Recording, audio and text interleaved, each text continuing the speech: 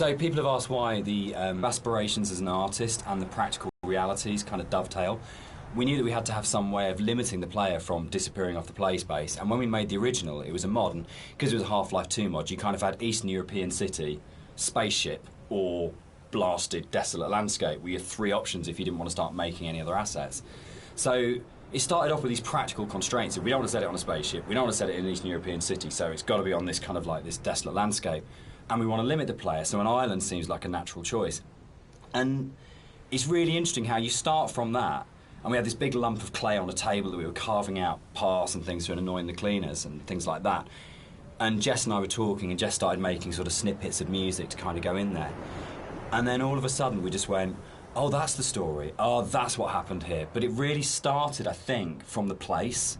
And when we started, suddenly that was it. And it just was really, really naturally became, this is the place, this is what happened here, this is how it feels. And then everything else kind of coalesced around that. Yeah, I think as an artist it made my job a lot easier, because those islands are so kind of like, the environment is kind of hostile. You're out there in the Hebrides. You've got this kind of like inclement weather. You've got cold, rain, snow. It's a very kind of it can be a very depressing place to be at times, but it's also at the same time very beautiful, and it's this kind of like stark, bare landscape, but has this beautiful surroundings. So it's, in terms of art, I think it really helped me to portray a lot of the themes in Dear Esther. And there was a natural fit with the music as well. It suggested a musical style, which was really key, I think.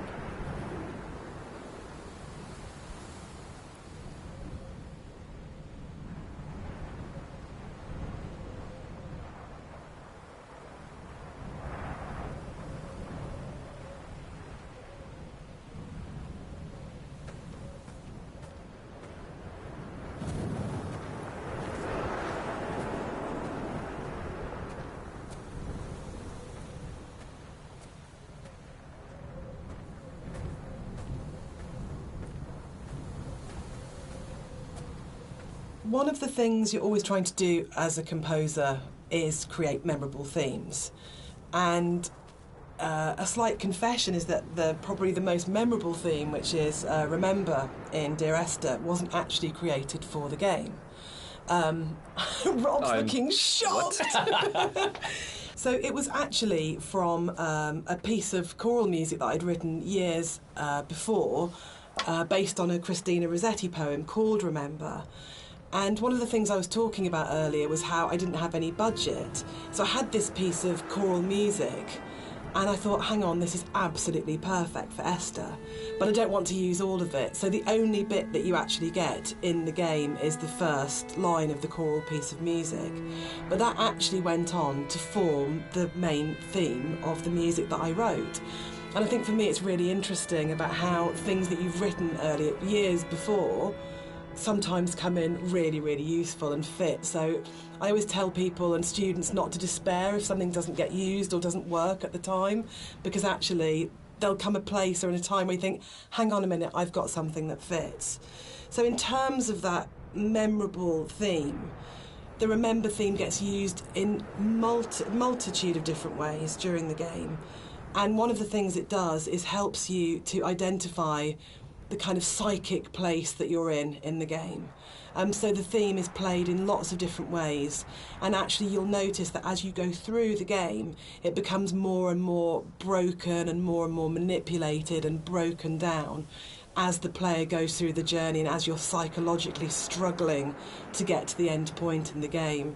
So music's really, really useful for highlighting the psychological mood. And we talk a lot about psychogeography, which always sounds a bit pretentious, but actually I think it's really important to what the three of us did in the game. Yeah, absolutely. Dan, maybe you want to talk like a bit the about core that. kind of idea about psychogeography. If you're not in the place you're in, is not the place you're in, or you create the place you're in. It's not just as you're here and then the landscape's out there, but you don't navigate like a city by street signs and by those kind of formal things. You navigate it by the things which are significant to you in the way that you've lived in that space. And I think that was really kind of key to. I think it's really central to how the fusion of art and story and music come together in Dear Esther, because it's not a place where we're going, right, we have to lead the player up here because it's a natural formation, and then you would naturally have a piece of music here because you come around a corner. But the story, music and art all work around the idea of what's going on in the narrator's head at this point. How do we represent his emotional state relative to this landscape? And again, it's that idea of the game is it's a dream of a place. It's like the idea of it being a fever dream or a coma dream, which obviously ties in a lot with the kind of story, and we'll come back to in a lot more detail when we get to the caves a bit later on.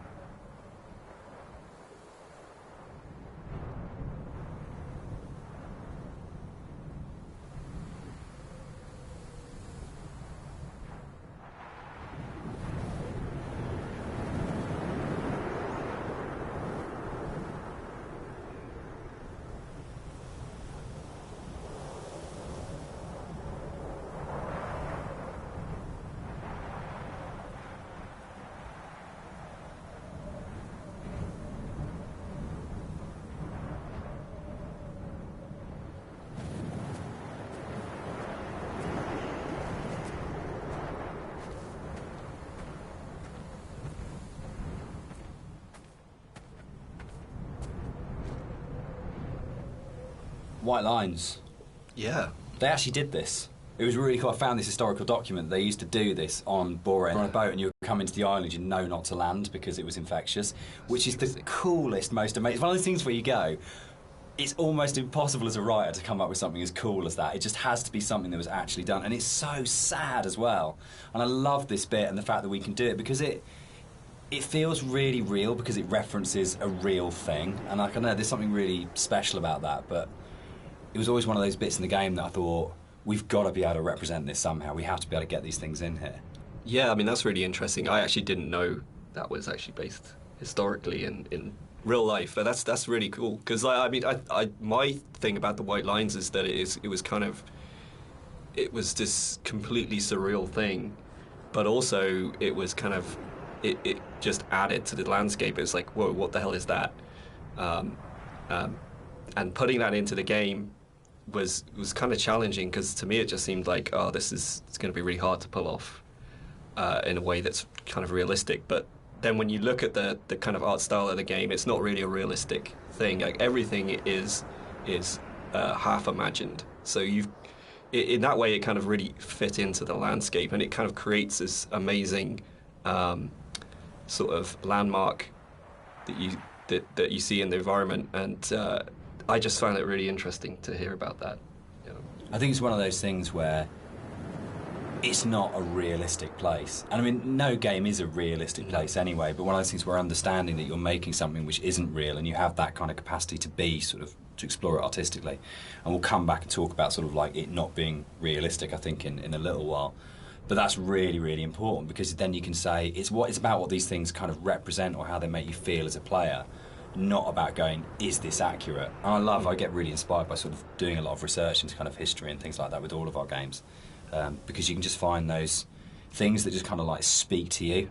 But it's amazing, you can find that in like an 18th century book and go, that really speaks to me now, that has meaning now, and that's fascinating, I think.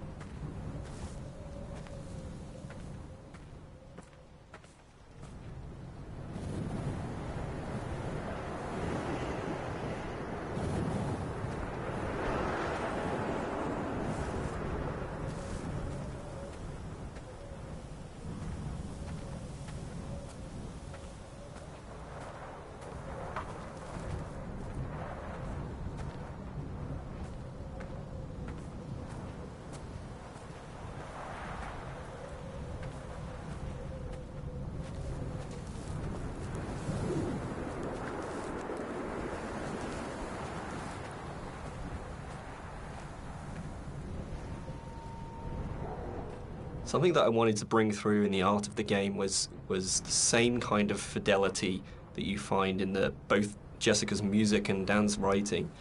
In the same kind of way that you have all of these little details, these very close attentions to detail that kind of really bring richness to the story. And something that was missing in the original mod version was just this lack of a visual layer of story. And something that I did throughout the art of the game is to add in all these little details here and there, little bits of story, little links to certain things that you may or may not hear or see, just a layer of richness in the world and give you some kind of reward for exploring. So keep your eye out as you look around.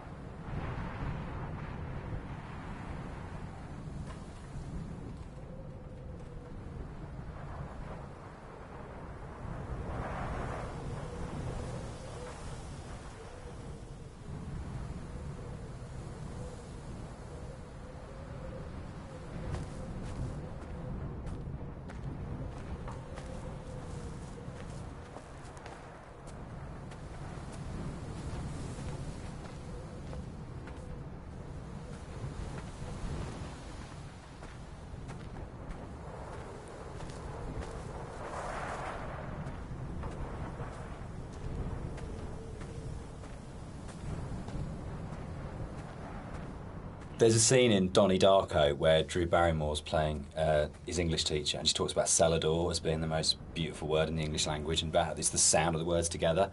And Dear Esther actually comes from the introduction from a Faith No More song, the Crab song on the first album, Introduce Yourself. And there's a point where, I think it's Chuck at that point as the vocalist before Mike Patton, just says, Dear Esther. And it really lodged with me because the sound Dear Esther just has a really amazing sound to it. And I think when we started making it, and the idea of it being these series of letters to someone came through, it just came straight back out of going, that's just a really beautiful sounding combination of words. And I think that really sums up the whole approach to the writing in Dear Esther of what's the most beautiful combination of words and images we can put together, and to do it that way rather than writing a traditional plot as such. So yeah, Dear Esther, Faith No More and Doom, that's where it comes from.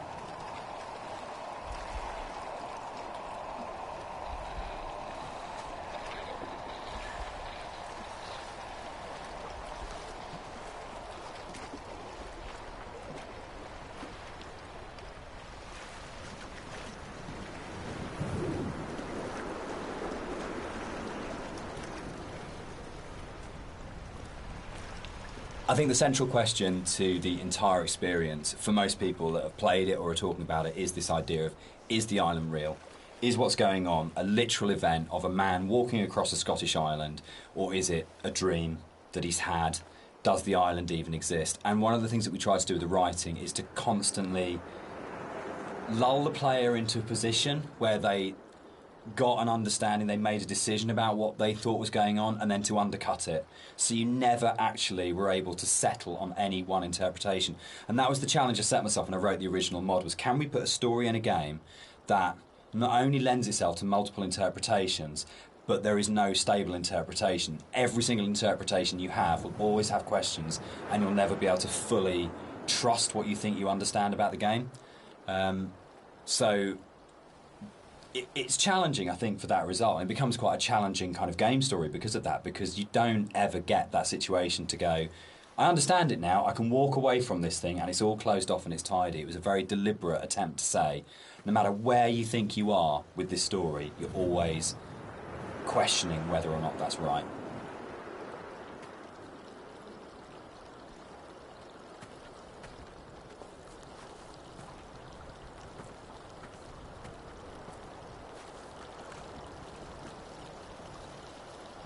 One of the things that's been most commented on with the audio and the music in Dear Esther is how sparse it is. The player to think and to dream and to wonder and to put their own interpretation into what was happening. And I think the problem with so much modern media is how bombarded we are constantly. It's the kind of MTV, flash in your face, constant music. And Dan and I watch a lot of drama together, and there really is constant Endless, music. which is constantly telling you what you should feel, like really clearly, and it's like being kind of beaten up by the music sometimes. And when you read a lot of reviews of Dear Esther, a lot of people say they had this time to think and to interpret, and that was one of their favourite things, that they placed themselves so directly into the game, and it's their experience. And I think that's actually the greatest success of the game on all points, from the story to Rob's art to the music, is we all left space for the player to dream.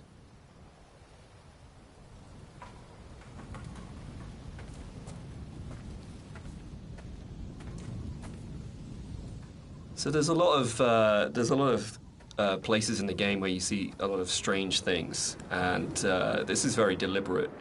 One of the things we wanted to do is just kind of like not spoon feed the player every little piece of story. We kind of just, some things are literally just in there to just kind of let you think and let you decide on whatever you want to bring to the story yourself.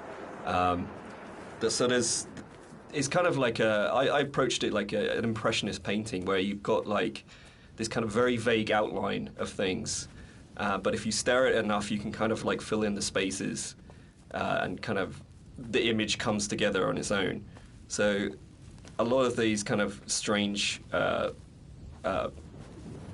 pieces of geography and stuff, that's really kind of deliberate in some ways, just to kind of keep the player's mind open and kind of bring their own interpretations of the story through that.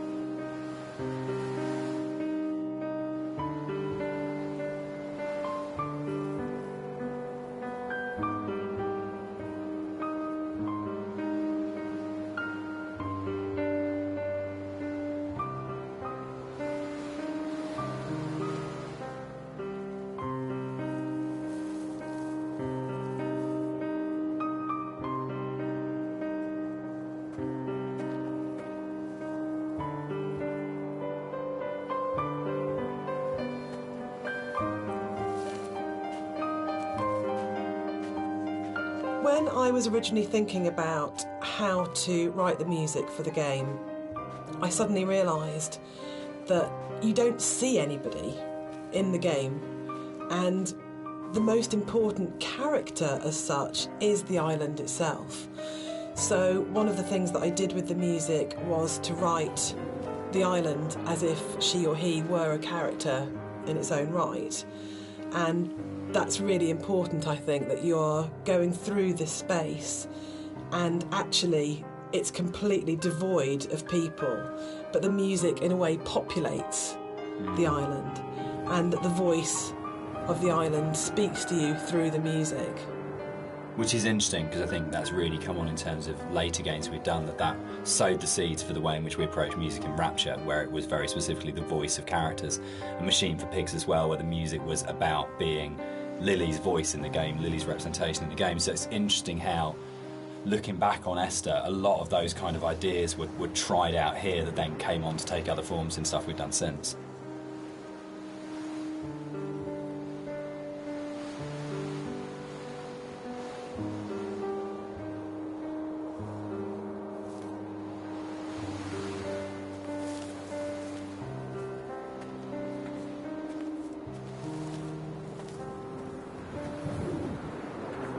All right, let's talk about walking. Let's do it. We're gonna address the elephant in the room, the very, very slow-moving elephant in the room. So this might be a longer conversation because it kind of fits with that.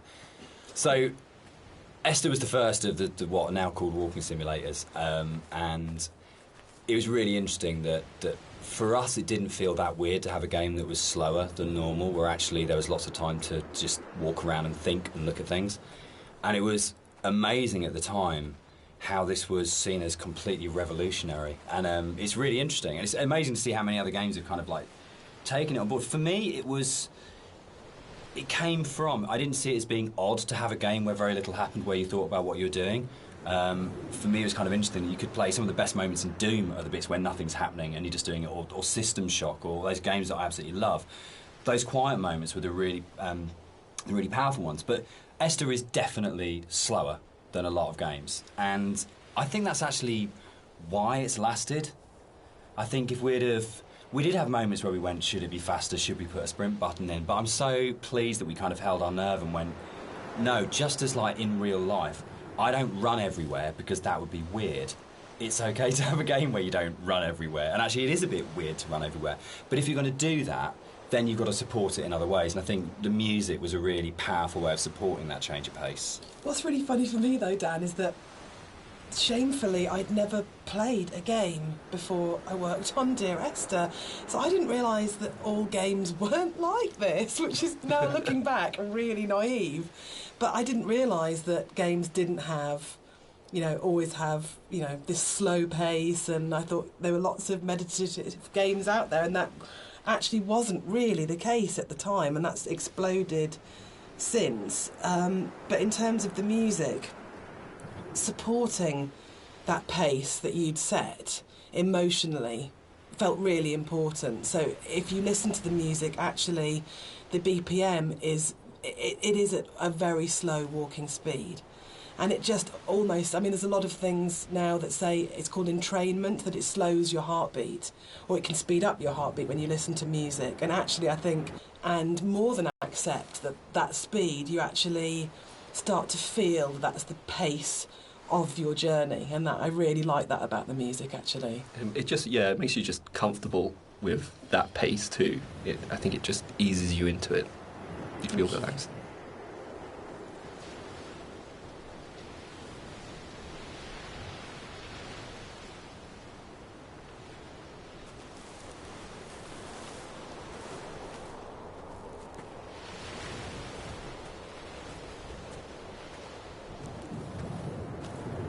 The radio mast in Dear Esther was obviously there as a really important kind of design feature, as well as its place within the story. And that, I think, came from, it was really interesting, it being a Half-Life mod to begin with, and the Citadel in Half-Life 2, that it tells you how far you are through the game. You're always looking up to the skyline, am I closer to the Citadel, can I see it? And it lets you know how near you are to the end of the game.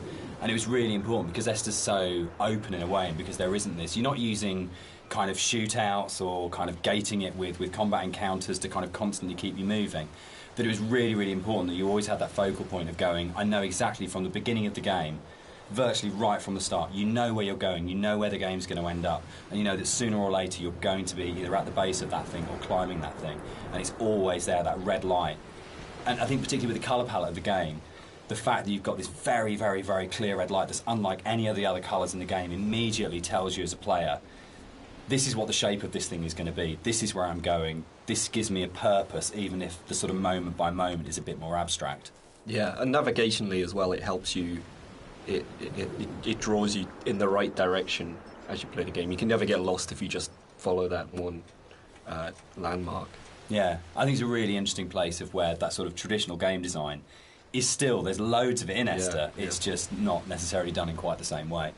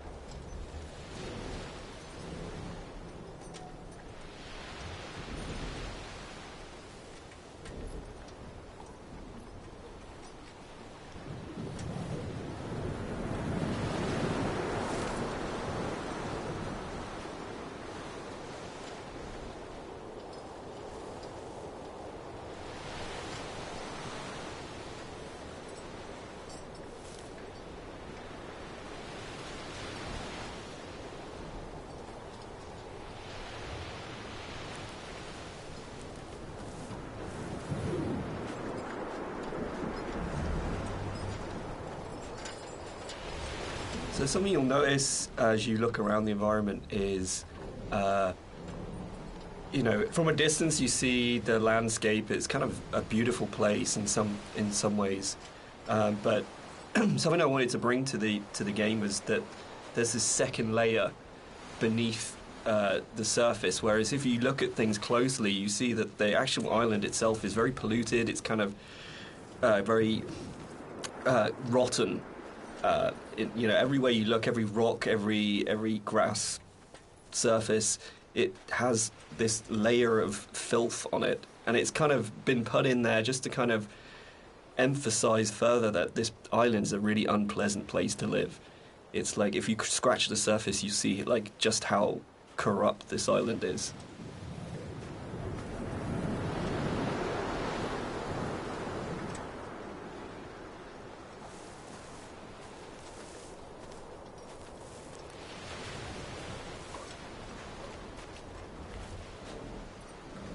We cast and did all the voice direction for Esther ourselves for the mod, and it was basically Jess and I on a casting website just listening to people's show reels and finding what's the voice of this thing. And there was never any question about Nigel. I think we heard his show reel for the first time round. It's probably been listened to sort of 30 or 40 actors, and we started listening to his show reel and just both looked at each other and went, that's it, that's him. And it was amazing when Nigel came in. We had, I think, a day and a half to do the whole thing. And he just did that amazing thing that really, really great actors did. If he just walked in, got in front of the microphone, and more or less did the entire thing in one take. And we did hardly any retakes on anything. It just felt like his instinct for the character in the game was so strong that he just, without virtually any direction, just came in and just got it. And one of the hardest things with the voiceover that we did was when we went from the mod, which had 3 potential narrative units per queue, to 4 potential narrative units per queue, was not only finding new bits of writing that kind of complemented and played off what was there in the original mod, but for Nigel to come back in, nearly 5 years later, and to just re-find that voice in exactly the same way and deliver it in a way that fitted in and complemented it was a real testament to his ability as an actor, I think. That apart from we had spent quite a lot of time trying to make the sound actually sound the same in terms of mic placement and things like that, but in terms of the actual delivery of those new monologues, you wouldn't know that was both written and acted sort of 4.5 years after the original thing was done. So the one person who's not in the room sort of today but deserves a huge amount of credit for how the game kind of eventually was delivered, but also I think in terms of how the game has lasted, a huge amount of respect needs to go to Nigel Carrington for his work on it.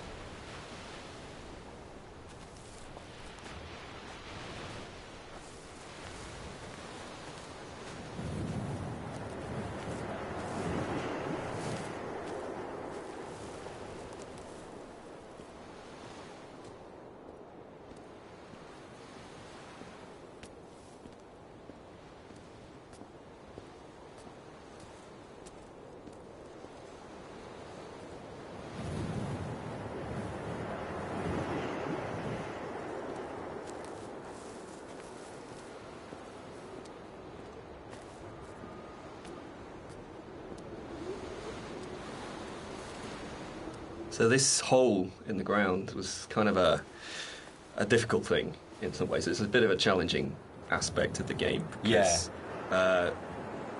in some ways, it kind of like, I think for me, we wanted to have this pit here, and I wanted the player to be able to actually go as close as possible and like look over the edge and you know, kind of have this feeling of dread and stuff. But the other issue that we faced was like, what happens if the player just jumps into the hole? Like we have no real death in the game.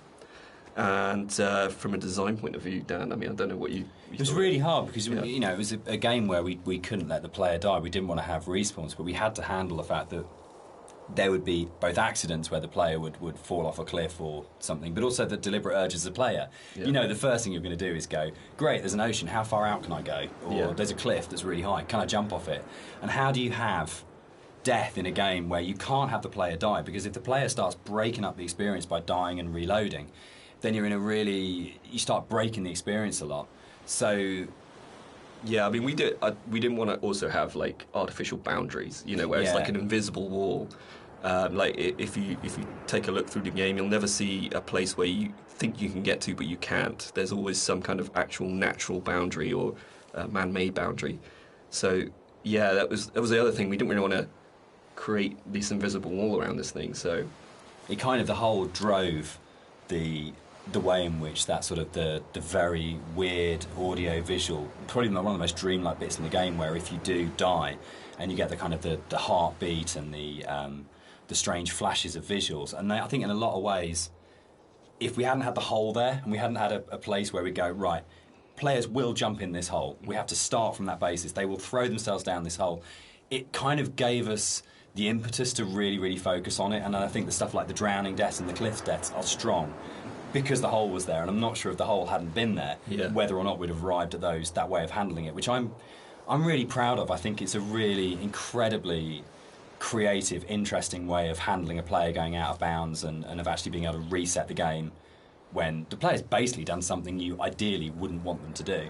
Yeah, and I kind of think it fits well with the theme of the game as well, because you don't really know what's just happened. Yeah, it's not like you hear a death sound and then you kind of respawn.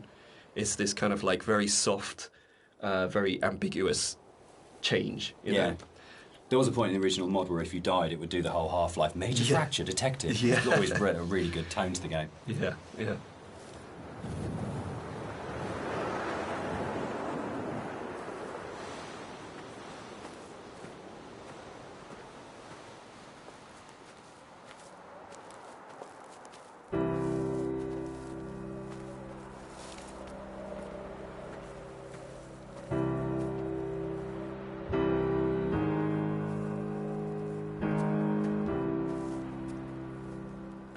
One of the really important jobs of a composer, I think, is to provide the player or the listener with different emotional tones and states. And up until this point in the game, the music has been very sparse, very intimate, and very isolating in a way.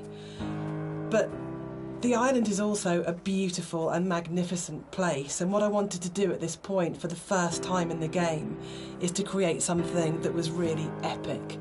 So we go from that shift in scale where it's very intimate and small to suddenly realising that this is an extraordinary and magical place to be, as well as a difficult and quite sad and melancholic place to be. So the string players were instructed at this point to play with much more vibrato. Up until this point they've played in a very sort of Scottish style, actually, no vibrato, very plain playing.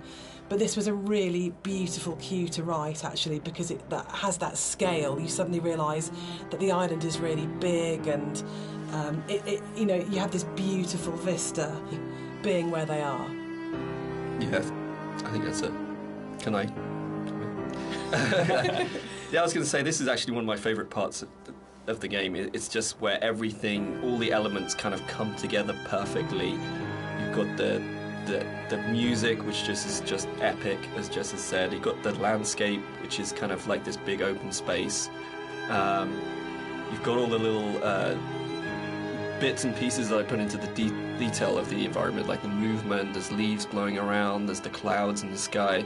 There's the mist rising off of the grass, and then you've got Dan's voiceover coming in there, and I think it's just like all of these elements coming together and just in perfect synergy, and just kind of it really brings chills up your spine.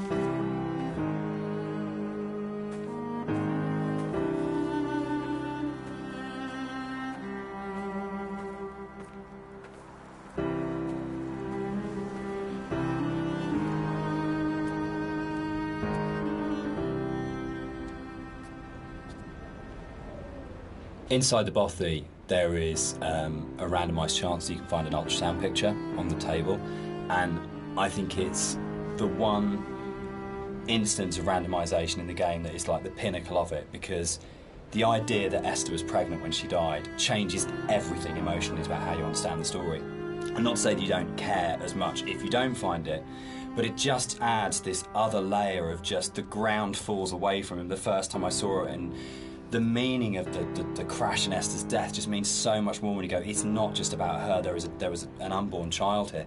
And I think that's where the randomisation just hits its absolute peak, because it's one tiny detail that may or may not be there, but if it's there, it's going to fundamentally change the way you feel about the entire thing. And that's the strength that the randomisation elements in Esther kind of provide, that you go, your likely kind of feeling about the story and your understanding about the story can be changed so absolutely by the occurrence or not of one tiny little prop detail. And that's something which, those moments I think are what make it really, really special. So it's for me, it's almost like the most important prop in the game, because when it happens, it's so profound. Yeah, and it's again, it's just something that makes each playthrough more personal, I think. This is what I love reading about, people finding these things and going, holy shit, I've just found this one thing that's going to change it. That's changed my interpretation completely. Yeah, absolutely.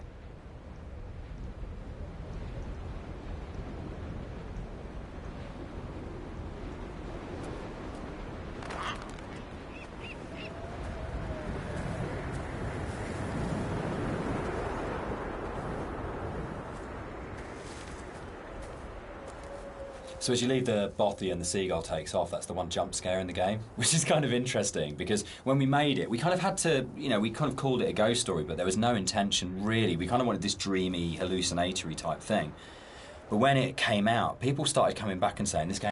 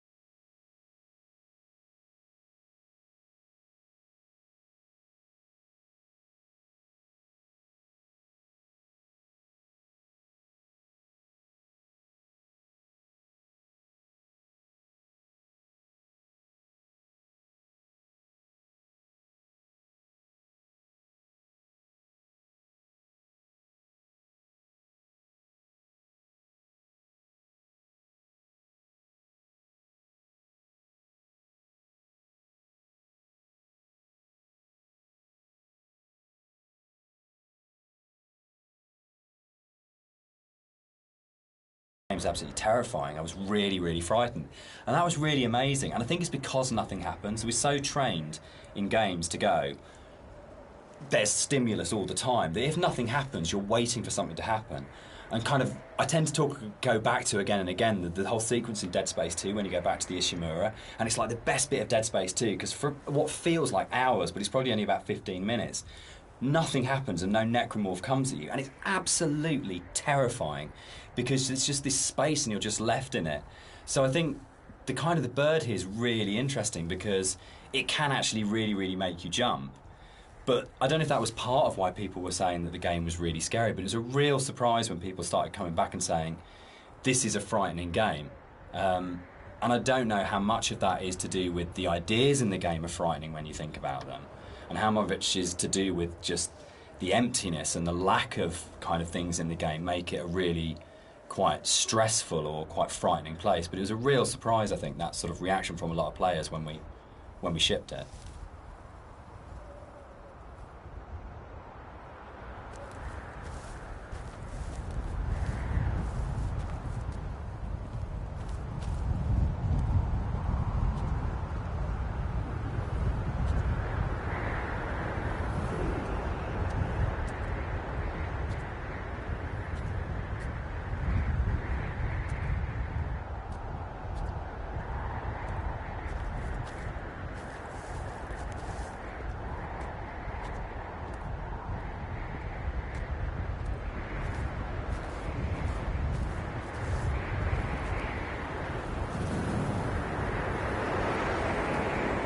So one of the things that influenced the visuals quite a lot was the tech limitations at the time, and also the kind of themes of the game. Like, tech-wise, we were never ever going to kind of achieve photorealism, and I think that was a good thing. I mean, really, it made us sort of stretch out into other areas, and for me as an artist, it kind of made me think a little bit more creatively. I did a few tests at the beginning, and when I realised this wasn't possible, I kind of went back and I kind of did some research on different styles, and one of the ones that really struck me was this kind of impressionistic painterly style, where it's kind of like there's just enough shape and colour there for you to form an image, but a lot of it is just your imagination. It's kind of like the believability of the environment is in your mind.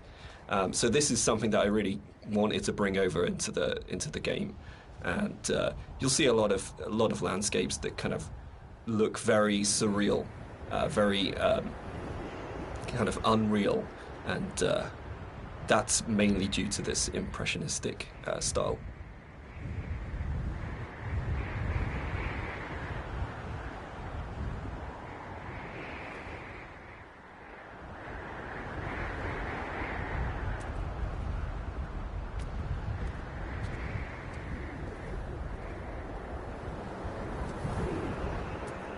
We should probably talk about some of the inspirations behind it.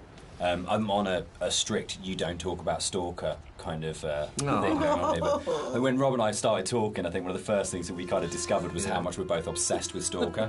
And I think that was one of the major things behind it in terms of when people talk about game inspirations. I mean, for me, there's a lot of FPS stuff in there, Doom, System Shock, but I think Stalker probably more than anything else. And Roadside Picnic, the Strugatsky novel that Stalker's based on, of the idea of this incredible space that you didn't understand, that's simultaneously beautiful and threatening. And I think sort of Tarkovsky's kind of films kind of play into that as well, particularly his version of Stalker, that you want to have this place that you feel rather than think about. And for me, that was like really kind of core to all of the inspirations for the game, was this is a space that is about feeling, not thinking. Yeah, I think the movies in particular, I think I hadn't watched the movies. I'd read the book and I played the game, but when I watched the movie, it kind of all made sense to me, like why I like the game so much and why I like the story. It's just like every shot is like a painting. It's like every shot has its story to tell. There's very little dialogue in the actual movie itself. There's just these long, lingering shots, and each shot is amazingly beautiful, and in its kind of desolation. And for me, that was like a huge influence, like trying to bring some of that through into the environments. So that is definitely something I'm going to struggle not to talk about. But the game as well. I'd say the actual Stalker game has a big place in my heart. Like gaming-wise, it's one of the reasons I got into game art in the first place. Yeah. So that to me is a big part of it too.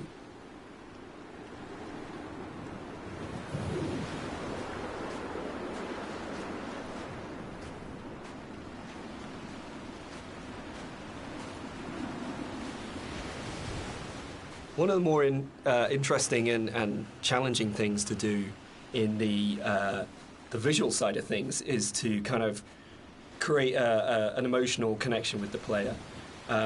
With the music, it's very strong, and the dialogue can kind of help you to feel what the character's feeling, but to kind of reading very subtly within the environment to kind of plant imagery into your mind and kind of make you feel certain things. With this shipwreck on the beach, you can kind of, like, if you look at it from certain angles, you get this real, like it's like a cross sticking up. It's this kind of semi-religious imagery, but it really kind of, it's not obvious, it's not in your face, it's just kind of like something that makes you feel like something you know. And so like there's a lot of deliberate attempts in the game to recreate that feeling, and it's kind of hard to point out in many other places, but it's done in a way where every single rock, every single plant, every single cliff face has been deliberately placed and designed in a way to try and make you feel something in the game.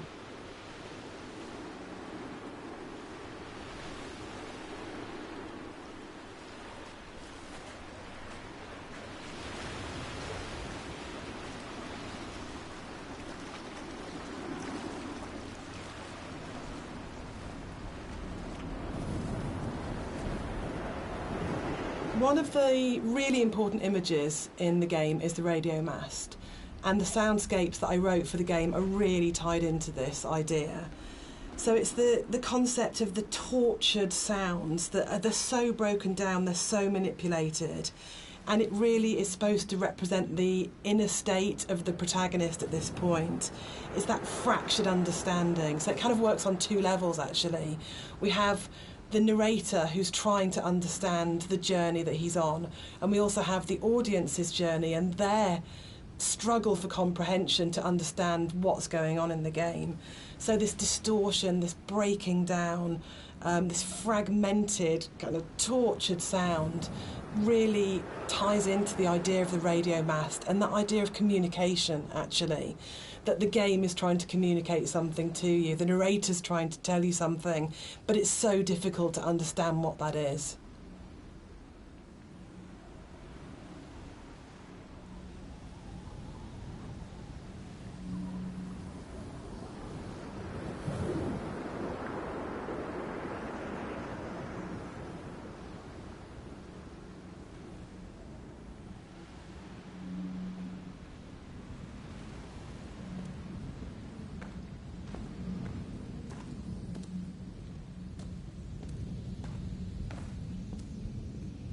This is another of my favourite bits in the game, where you come along the edge of the sort of gully and you find hundreds of books, and it's one of the first times where most explicitly there's the suggestion that nothing you're seeing is real, because there's just no way that this can exist, and it's a really amazing, uncanny moment.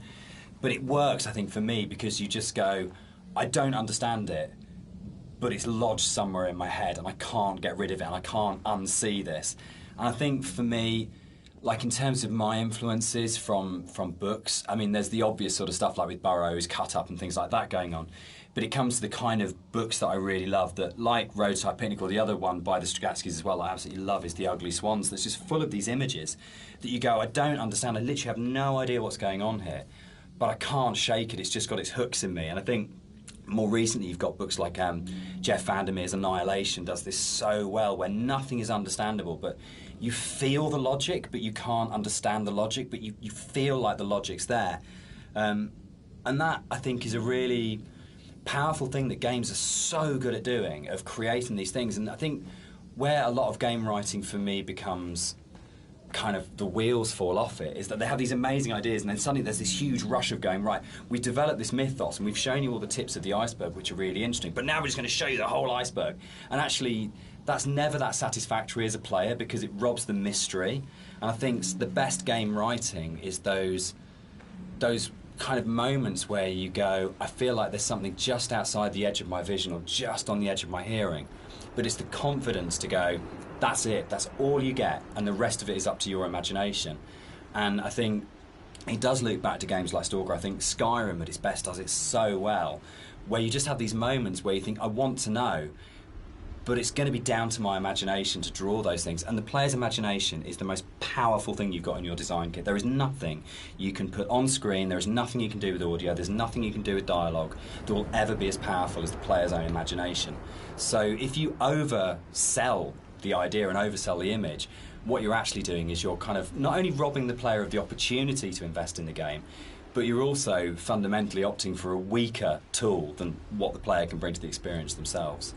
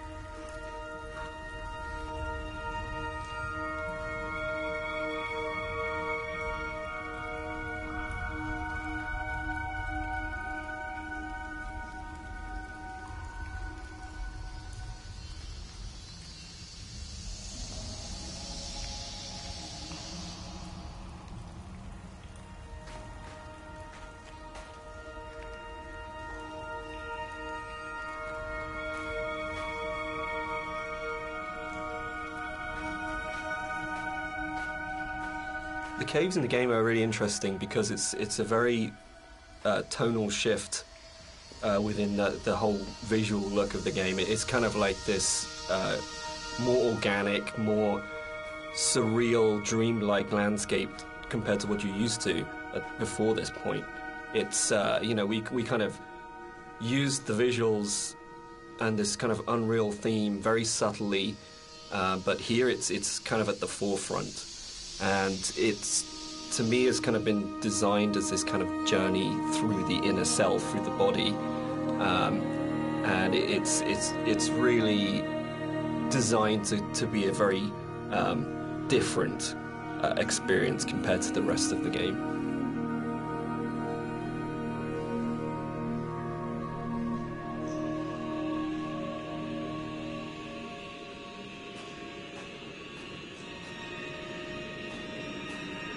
This, for me, is probably the most pivotal music cue in the game, and it's the one that most people write to me about to say that they are absolutely obsessed with and they love.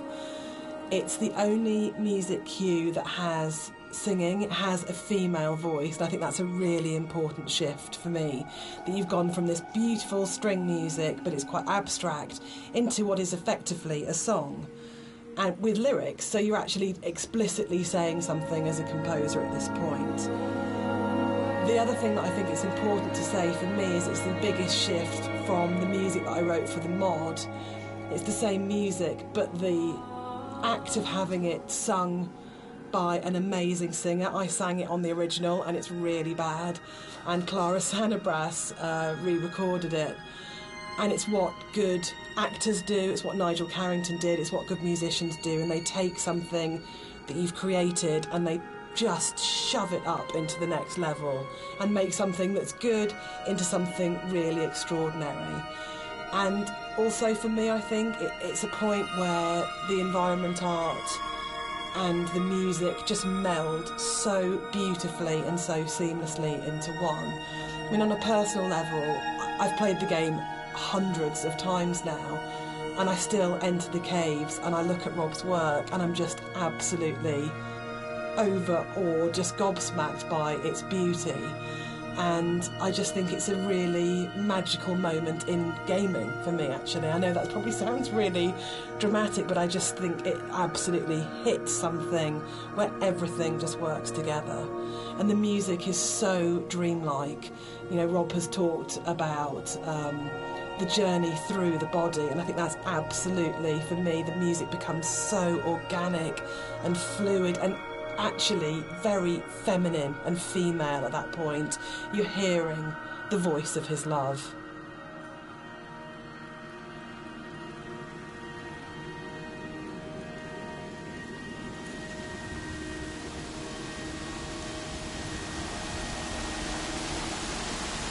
I just want to say that I think you can divide caves in games into pre and post Dear Esther. I think that it's just a way of breaking away from reality into saying what you can do with these spaces that actually makes them this incredibly, much more vividly colourful and much more kind of interpretative and look from it. And it's really interesting that I look at caves now in games and I find myself going, that's a very Rob Briscoe cave. And I think that's an amazing thing to have achieved. So I think it's one of those.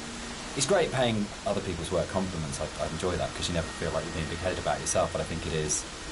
I think particularly it does come again down to that blend between the audio and visuals that just it's a real high watermark. I kind of it's one of the areas in all of the games we've made that I'm most proud of. I think as well, you think you know what you're getting with Dear Yes. Esther for the first 45 minutes of the game, wherever we are at this point, and then you step into something completely unexpected and completely new, and I think it just throws the player such a curveball in such a wonderful way.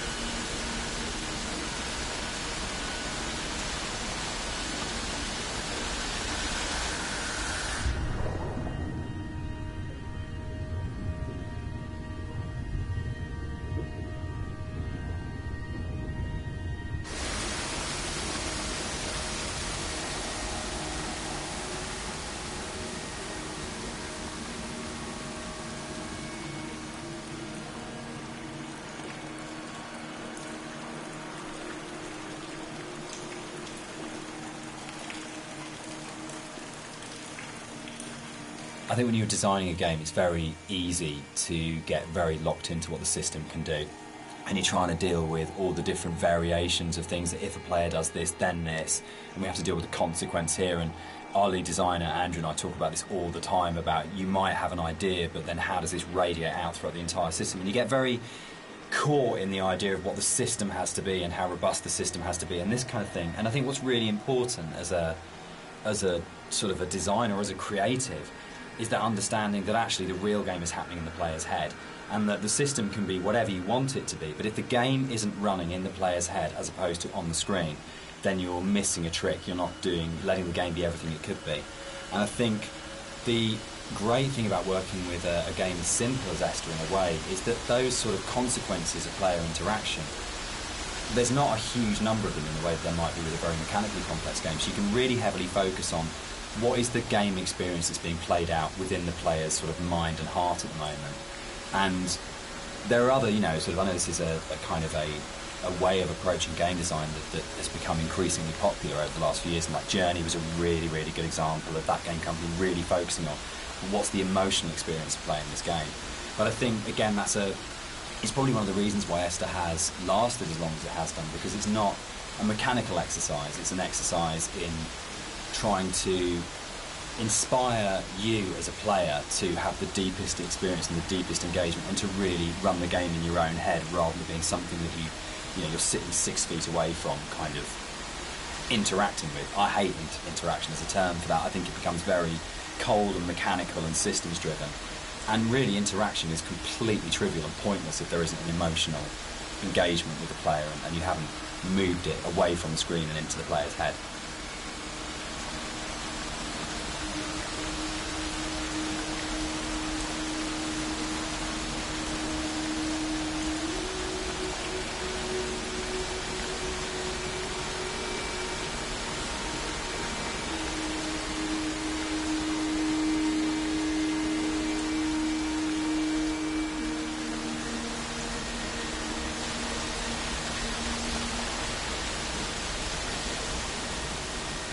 What's really important to me is that Dear Esther started out as a Half-Life 2 mod, and if the Half-Life 2 modding community hadn't championed it and celebrated it and downloaded it a lot and talked about it and loved it, then it would never have been a game.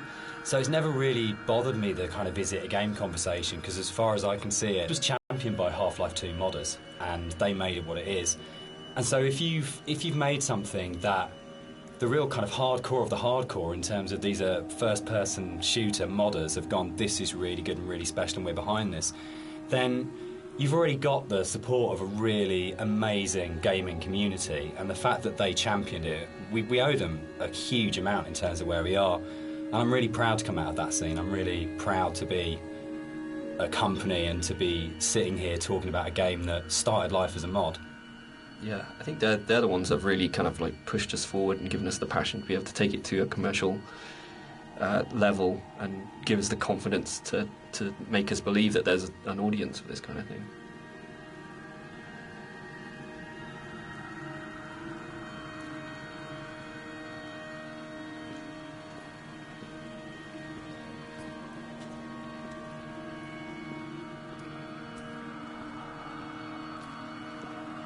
Dear Esther was my first foray into writing music for games, and I actually approached it very traditionally, so more as a film score than a traditional interactive game music score.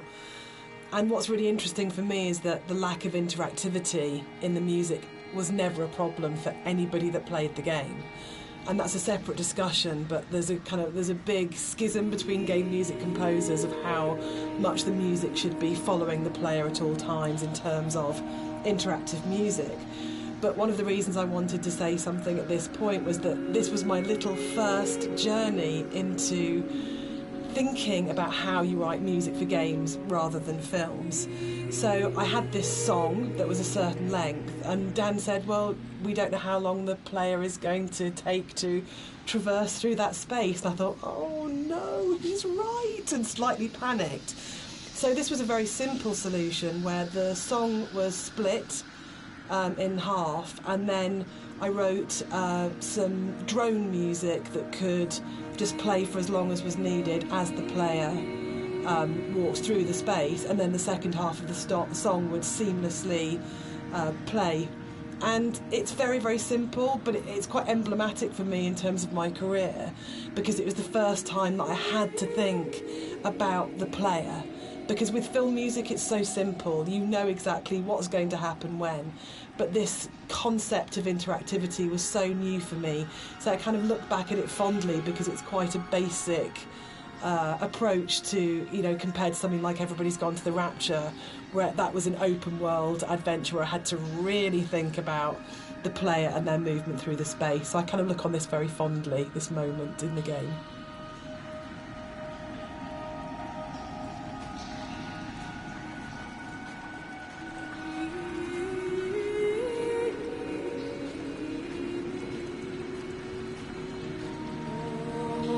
I don't know when the paper origami boats first came into things with Esther, really, but it felt like a really amazing metaphor of taking these letters and folding them into boats and then letting them leave the island, because you know at this point in the game, it's kind of the realisation is there that this isn't going to end well, and that the narrator is never leaving the island, and the idea that this kind of, again, the idea of communication, or the attempt or failing communication, or trying to speak through the comb or whatever it is, however you want to interpret it. But the idea of putting the boat in the underground river really felt like it kind of reinforced that sort of dream-like kind of quality of the caves, of actually there's something really sad about this one boat, because when you see it go past, you know that even the boats aren't going to leave the island. Like, this is something which doesn't have a tidy, neat kind of like resolution. And there's, even if you don't sort of think about it to that sort of level of depth, there's just something. It's one of those things that I really love about games that you can do, where it's just a moment that has a really distinct emotional tone to it, that you go, there's a pause when you see that boat goes past, that I just think is, yeah, it's something special you can do with kind of media like games.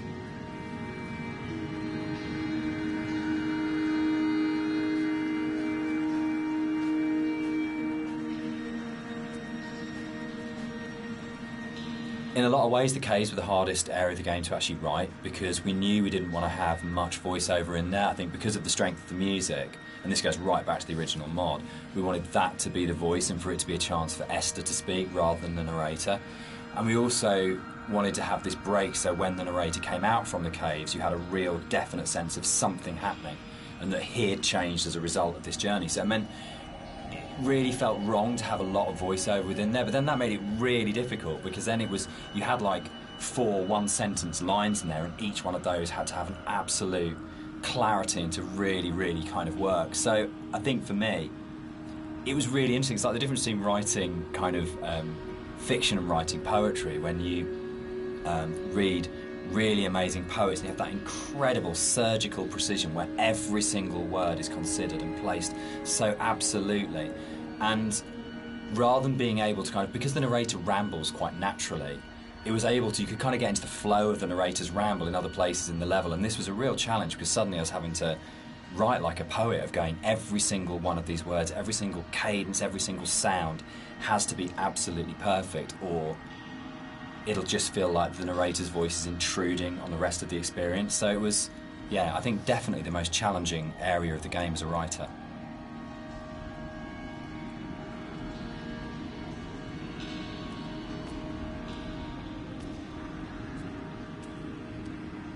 The sound here is a classic case of, again, what music I think does really well, which is you've had this soft, lyrical, beautiful, epic, dreamlike music, and then the moment you come out of the caves, you're into this really harsh soundscape, and the tonal shift is very, very brutal, I think, and deliberately so. You have very little music when you come out of the caves. You hear the wind, and it's a classic case of foreshadowing. So we know from this point that things are probably going to get bleaker, more difficult. And yeah, it's something that music does really well, I think, which is that emotional signalling and signposting.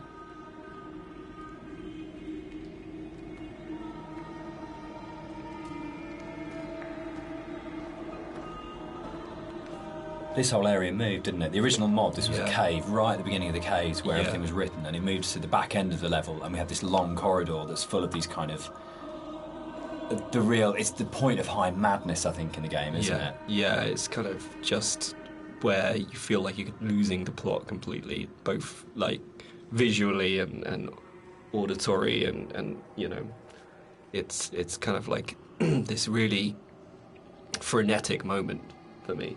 I think it's where you feel most that you're underneath a mountain, and you feel the weight of that mountain, and just I loved the idea when we were, you know, putting through it of what would it actually take to do this, like to actually paint all these symbols and what is going on. And it really is quite an explicit kind of thing of madness, of going, you would have to be insane or very, very disturbed to actually do this, and what is the process that this person's trying to work through, what they're trying to achieve by this. And I think it really strengthened it, making it a crawl through a tunnel as opposed to just a static location. Yeah, I think it's the consistency and the coherence of the symbols is a lot more broken down as well. Like, you see some symbols before like scattered around the environments, but at this point they're like right in your face, and they're kind of just, it's just total madness, you know. Any kind of meanings have been crossed over and confused, and, you know, I think it really helps to bring the tension up at this point at a level as well. So you're kind of coming out of this dreamlike state a little bit. Yeah, you kind of know that you're getting towards the end of the serenity into something that's a bit more disturbed than that.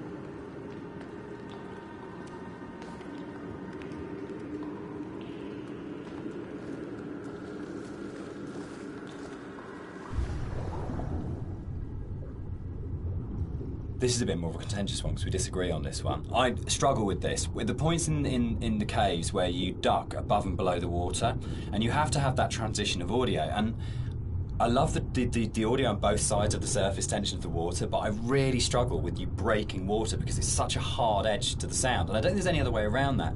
And you need to have those moments where you do go underwater because it's so important.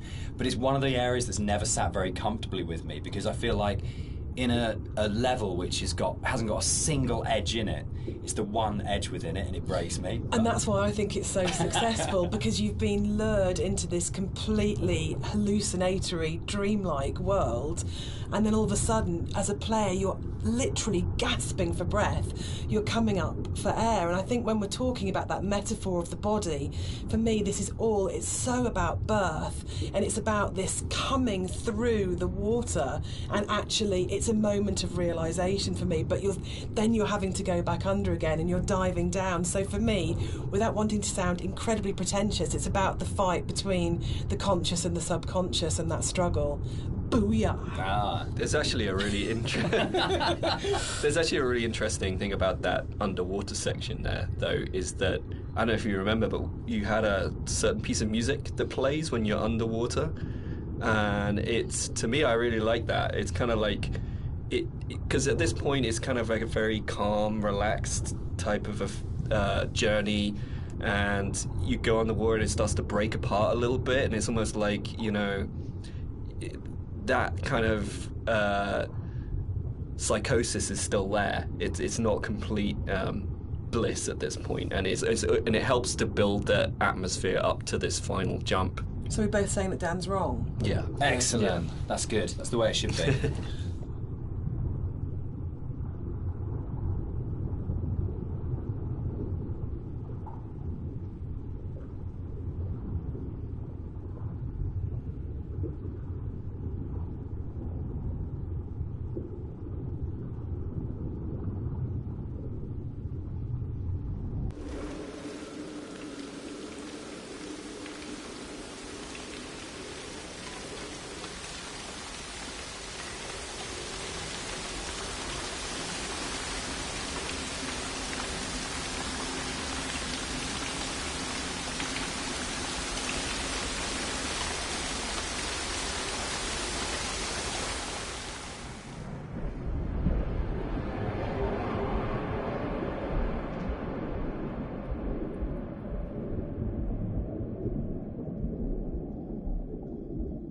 The motorway scene, the biggest new addition to between the mod and the commercial version. This didn't exist in the mod at all. It was a completely new thing. Yeah, it's I wasn't sure where the idea spawned from to have this scene, whether I just sort of went off or we discussed it, or I can't remember. I can't remember. Can you remember? It just kind of appeared, didn't it? And then it was just this kind of. I think for me, actually, I remember being some technical difficulty between the drop and then coming out at the end part, but it was like it was the same thing that we dealt with in the past of like, how do we not kill the player? From a technical standpoint, I think it might have been something to do that, but it was also, I can't remember where the whole thing came from. I think it's my favourite point in the whole game, actually. I think it's just it's quite shocking, and it's so surreal, and it's so beautiful. And from an audio point of view, you have that baby's heartbeat bringing us back to the idea of the ultrasound. Was Esther pregnant? And it's one of those moments that I think everything just kind of collates together, and it's so unexpected. Yeah, for me it's like a moment of realisation. Yes. It's like it's coming to terms with something almost, Whether or not what actually is going on at the moment is real, this did happen. There's kind of an absolute.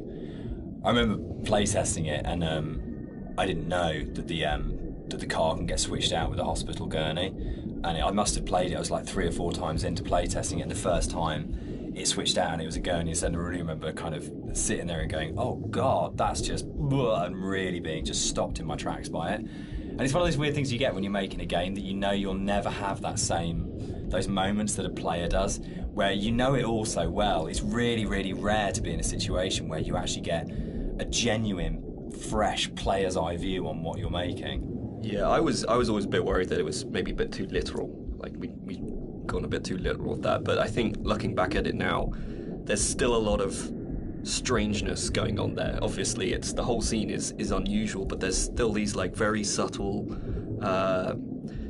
details that are there that kind of still making you think, what does that mean? Like, and things like that. It's For me, it's, again, sorry to keep going on about it, but it's about layers of subconscious for me. That you start overground, you go into the caves, you go deeper, you're falling down, it's going down the rabbit hole, effectively, and then you go to the deepest level, and that's actually the truth, that's the reality, that's what happened.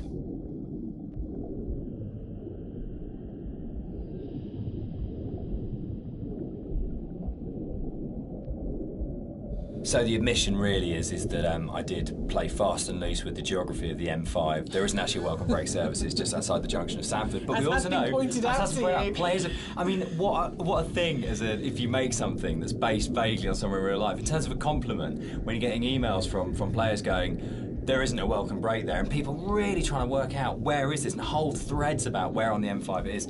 That's just the most amazing feeling. But I think what I really love about, what I think works really, really well in Esther, and again it's something that I think is really carried forward to our other games, is that a lot of the time we're not dealing with kind of like big, glamorous, amazing, epic places. It's a sort of like a ratty little island in the Hebrides. It's someone who lived in Wolverhampton. It's just outside, a service station on a stretch of the M5. And I think that earths what's going on. Gives it a realness as well, particularly when you sort of put it against the surrealness of the caves. Actually, kind of going, this is really surreal and this is really, really dreamlike. But actually, I'm talking about, a car accident just outside a little chef, and that playing off those two things against each other. It's like making the ordinary extraordinary. Absolutely, yeah.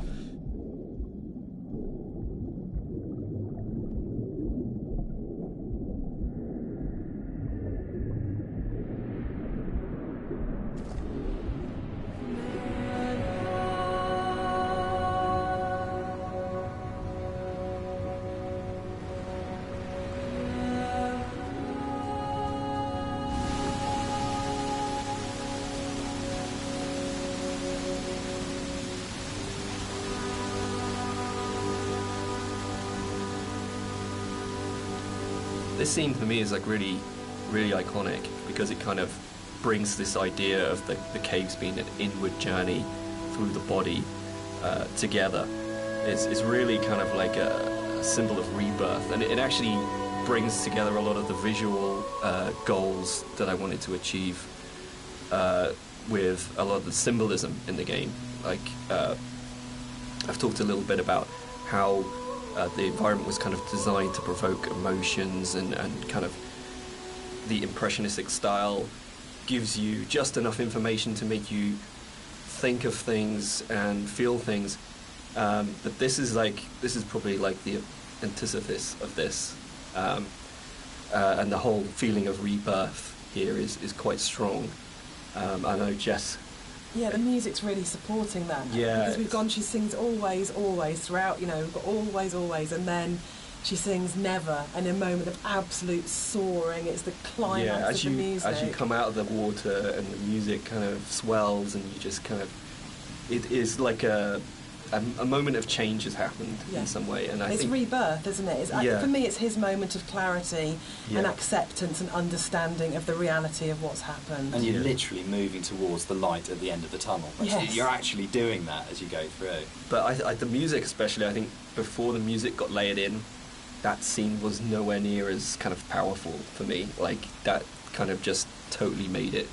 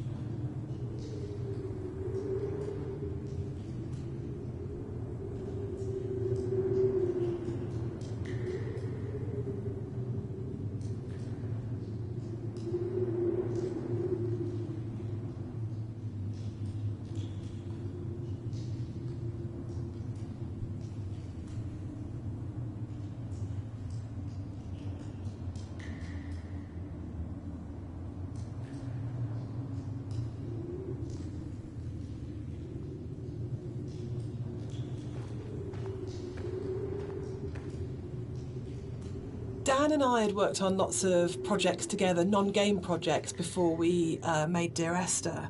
And I think the thing that links all of the projects that we've worked on together is that idea of hidden stories and layers of stories. And one of the things I wanted to do with the music was to embed hidden little hints and stories into it. So the music that you hear here has Morse code, and the Morse code is spelling out the word Esther. And I really, really liked this concept of that some people would understand that it was Morse code and try and figure out what it was saying. It also provided a really interesting rhythmical dynamic. And yeah, it's just about these ideas of hidden stories and layers, but it also starts to emphasise the obsessional nature, I think, of the story in Dear Esther, and his agitation and actually slight panic. So you're getting this rhythm that just repeats and repeats and repeats obsessively. So I think even if you don't understand that it's saying Esther, and even if you don't understand that it's Morse code, you're still getting this feeling of this obsessional repetition and slight panic that he has. And again, it's kind of it's the new chapter, and it's spelling out that something has changed at this point.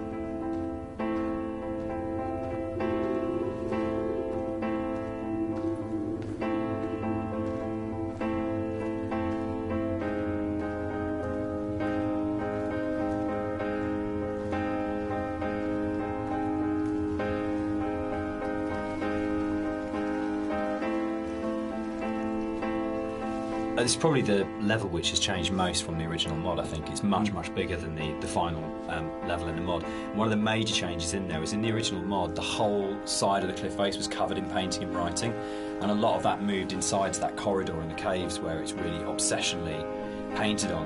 And it was really, we spent so long on that because we were trying to get it looking right, because it's one of those really interesting examples where I loved the image and the idea that you've got this guy painting the entire side of a mountain with words and symbols and things. But it was really interesting when it went into the rebuild, it just never worked. And I think it was because the environment was so crude in the mod that those symbols and that painting became the focus of the level, and it changed the feeling of the level completely, when actually that just wasn't something we could realise in any way, that not even technically, but just didn't artistically look and feel right. And I think probably sort of retrospectively looking back on it, that's about the sort of the sophistication and the subtlety that then came into the art, rather than just being, this is literally just a canvas that we write words on, to actually the environment telling its own story without the story being literally painted on it. Yeah, it was very difficult when we were experimenting with that to kind of like make it not completely unreal. Like, I think for me it was kind of, I wanted to kind of bring the player a little bit back into reality after the caves. And I think with having those symbols everywhere, it was kind of pushing them out a little bit. So I think what we came to, with the kind of compromise we had, it was kind of a nice in-between. Yeah, it didn't feel like a compromise to me. It felt like, no, it felt like it didn't work, but it kind of...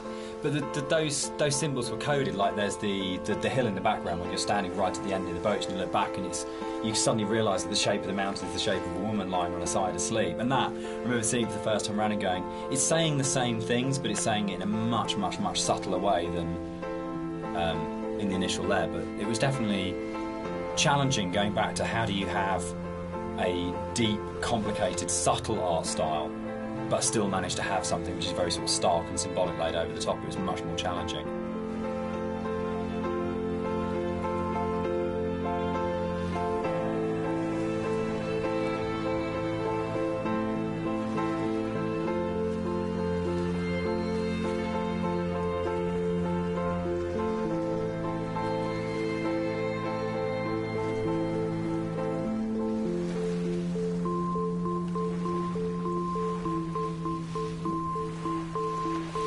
I think one of the most fascinating things for me about planning this director's commentary has been that in previous years, when all the three of us have talked about Dear Esther, we've talked about the interpretation of the player. But actually going through this together, post having made it, we're still surprising each other. Yeah, and I think that's really, really interesting for me, because it shows that we left interpretation for each other, and that we trusted each other actually just to get on with it.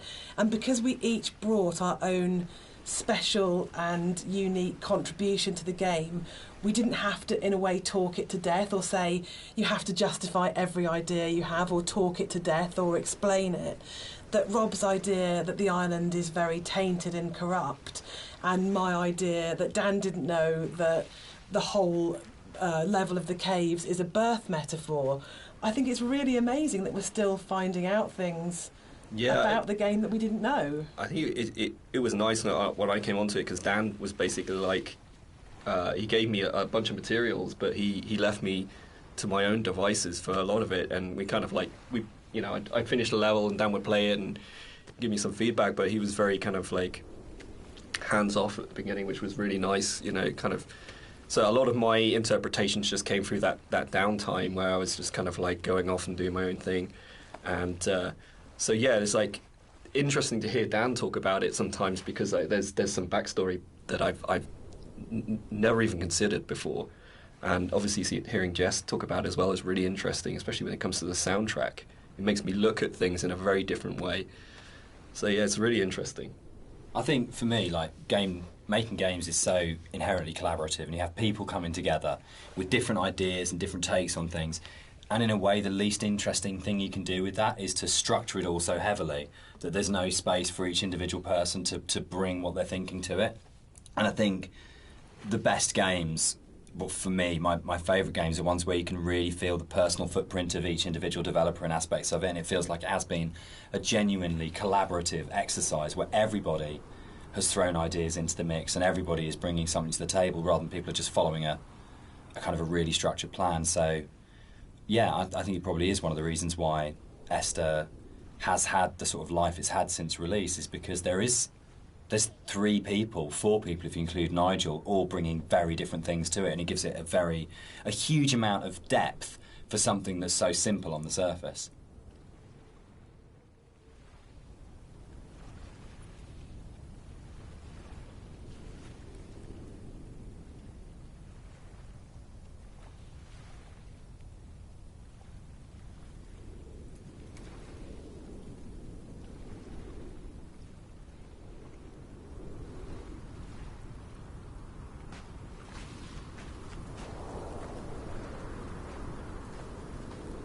One of the really nice things about the move from mod to the commercial version is that we had a couple of years' worth of the community talking about the game before we went back into it again. And one of the things that I read on a forum was that someone had constructed this amazing version of the story where they'd decided that the narrator was Paul. And I hadn't thought of that. It was never part of the original writing. And I thought, that's so amazing that as a writer, your audience can find something in what you're doing that you hadn't thought of. So it was really important when we went back in to record the additional set of voiceovers. I thought, I absolutely want to do this. I want to take this idea that's come out of the fans and to run with this and to add an entire new sort of stream of story in there. So we added in a couple of cues within the Force level that intimated much more strongly that actually Paul wasn't this other character who caused the accident, but actually you were responsible for everything. But again, it was then trying to find that